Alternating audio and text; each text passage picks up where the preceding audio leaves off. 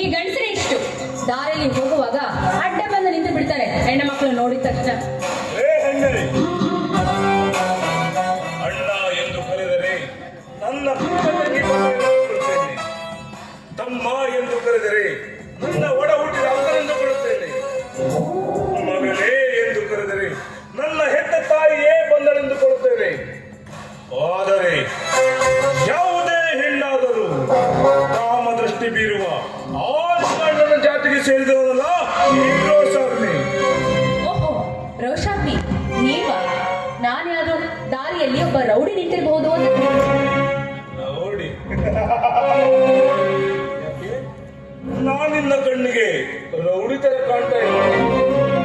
ನೋಡಿ, ಅಂದು ನೀವು ನಮ್ಮ ಮನೆಗೆ ಬಂದಾಗ ನಮ್ಮ ಅಣ್ಣ ಆಗ್ಲಿ ನಾವಾಗ್ಲಿ ಬಾಯಿ ಬಂದ ಹಾಗೆ ಮಾತಾಡ್ಬಿಡಿ. ದಯವಿಟ್ಟು ನಮ್ಮನ್ನ ಕ್ಷಮಿಸ್ಬಿಡಿ. ಏನೇ ಈ ನಿನ್ನ ಮಾಯದ ಮಾತುಗಳು ನನಗೆ ಬೇಕಾಗಿಲ್ಲ.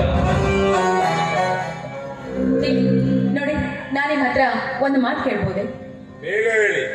ಅಂದು ನಮ್ಮ ಮನೆಗೆ ಬಂದಾಗ ನೀವು ಮಾತಾಡ್ತಿರುವ ಮಾತನ್ನು ಕೇಳಿದ್ಬಿಟ್ರೆ ನಾನೇ ಆಶ್ಚರ್ಯವಾಗ್ಬಿಟ್ಟೆ.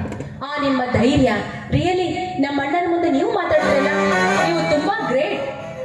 ಸಾಕು ಸಾಕು, ನಿಲ್ಲಿಸು ಈ ನಿನ್ನ ವರ್ಣನೆಯನ್ನು.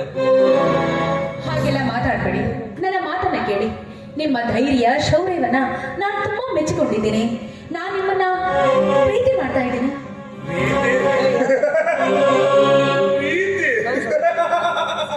ನಿನ್ನಂತ ಹೆಣ್ಣನ್ನು ನಾನೇ ಪ್ರೀತಿ ಮಾಡಬೇಕು? ಯಾಕೆ?